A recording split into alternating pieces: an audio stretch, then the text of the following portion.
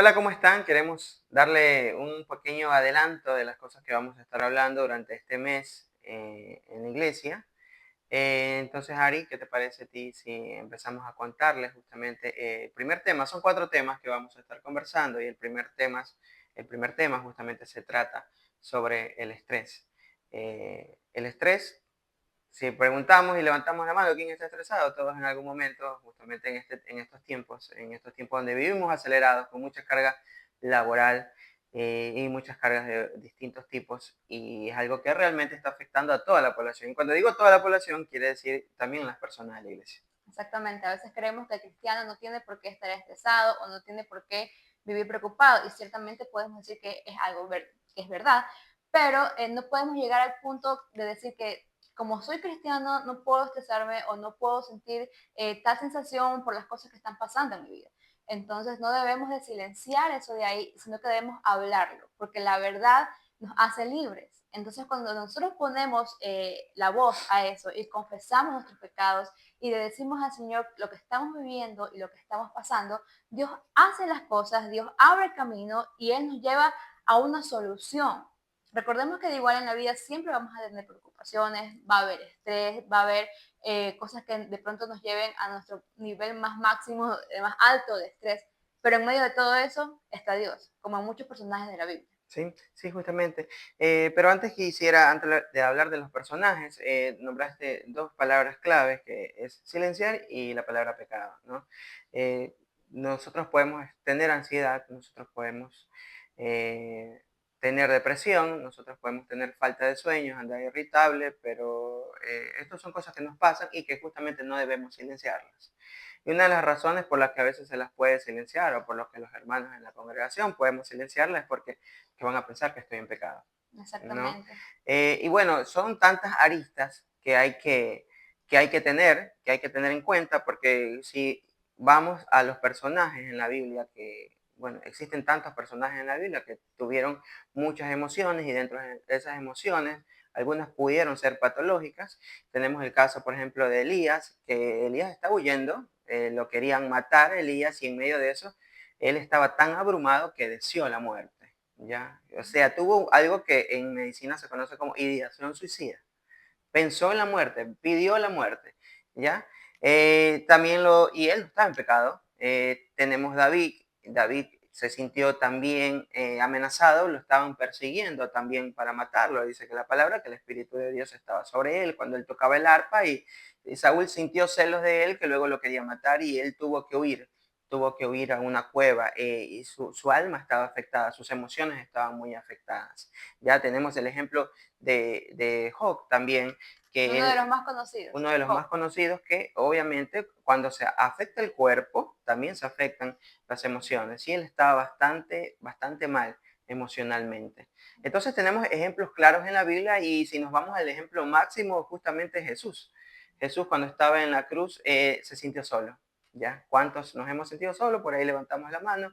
Y en el momento que estuvo tan solo fue cuando sintió el peso del mundo, porque de tanto pecado, de tanto Jesús cargar con tu pecado, con mi pecado, con el pecado de todos nosotros, Dios se separa de él por un momento y justamente en ese momento fue en el peor momento en el que Jesús se sintió. Estaba en soledad.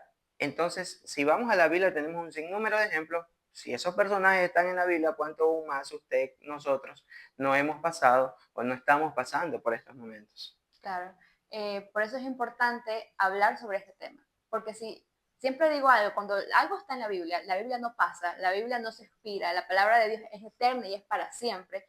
Y si tenemos estos personajes bíblicos, nos están hablando, y comentábamos, cuando estábamos haciendo todo esto ya que comentábamos con Irving, de que a veces creemos que ya la Biblia ya no tiene un efecto sobre nosotros, o que no, eso pasó en ese tiempo. Pero no, lo estamos viviendo ahora y no solamente en adultos, estamos viviendo en niños, estamos viéndolo en adolescentes, también por el abuso de pantallas y bueno, son otras cosas que uno también tiene que tocar en esos puntos. Pero principalmente es el reconocer que la iglesia vive con estrés y que no es pecado reconocer. Y que así como a todos estos personajes de la Biblia que el Señor ayudó, a nosotros también nos va a poder ayudar. pero no solamente es de orar y decir, Señor, ayúdame y ya, y no hacer cosas para que me poder mejorar todo esto. En el caso de la familia, en el caso de los esposos, que bueno, en antes conversábamos y yo decía, tú vives el estrés de una forma y yo vivo el estrés de otra forma. Tú afuera de la casa y yo dentro de la casa, pero el estrés está. ¿Cómo manejamos ese estrés cuando llegamos y cuando él llega a la casa y cuando yo estoy estresada por todas las cosas que se hacen en casa, con los niños, tareas y él con el trabajo afuera? Cuando llegamos a la casa y cuando estamos en la casa, ¿cómo manejamos esa situación? Cuando yo sé que él vino estresado y cuando él sabe que yo estoy estresada, ¿cómo manejamos? Y ciertamente, y podemos decirlo a viva voz, que hay algo que debemos de decir que es verdad.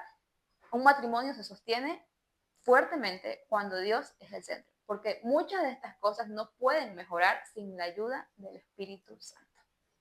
Y sí, cuando hablamos de justamente del estrés y de alivianarnos cargas y de buscar estrategias en nuestra vida para alivianarnos cargas y de compartir roles, la Claro. mayoría de las discusiones de pareja son justamente por roles, roles que en 5, 10, 15 años de matrimonio hemos estado sobrellevando, uno de pronto la carga más que el otro y lo que tenemos que aprender es a compartir justamente ese juego de roles, ¿ya? Como médico puedo decir que en enfermedades como la depresión, la ansiedad, que en síndromes que como tienen todos estos síntomas y todos estos trastornos, no existe nada mejor, no existe un medicamento mejor, existen como la oración. Entonces vamos a hablar justamente todo este mes de cuál es el mejor antidepresivo.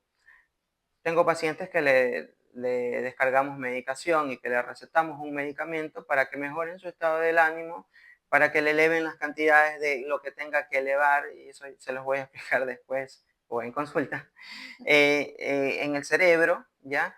Pero todo eso tiene efectos adversos, pero hay algo para el cristiano, Ari, que no tiene efectos adversos, que lo podemos hacer no solamente como ciertos medicamentos que se toman una vez al día. Daniel dice la palabra del Señor que él oraba 3 veces al día, que quiere decir que si nos vamos a los medicamentos cada 8 horas, Cada ocho oraba horas. Daniel.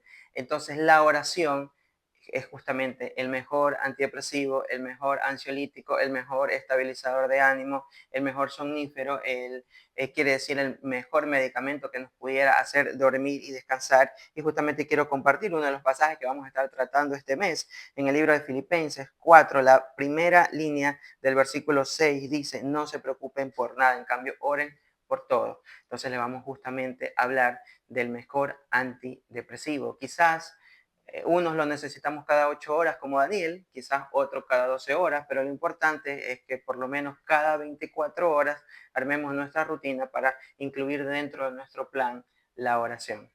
Así es, así que está la puerta abierta para que tú vayas con tu familia a nuestra iglesia. Vamos a estar el día domingo a las 10 de la mañana en la iglesia Buen Pastor. Vamos a estar dando esta charla que nos parece muy importante y que Dios sobre todo ha puesto en nuestro corazón.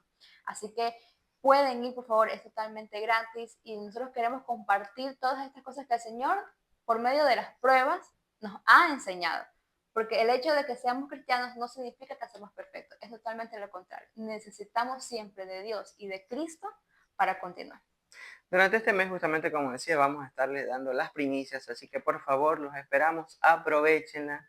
Esto de aquí vamos a estarlo documentando en diferentes formatos, vamos a estarlo alineándolo cada vez más, así que reciban las primicias durante este mes, les esperamos.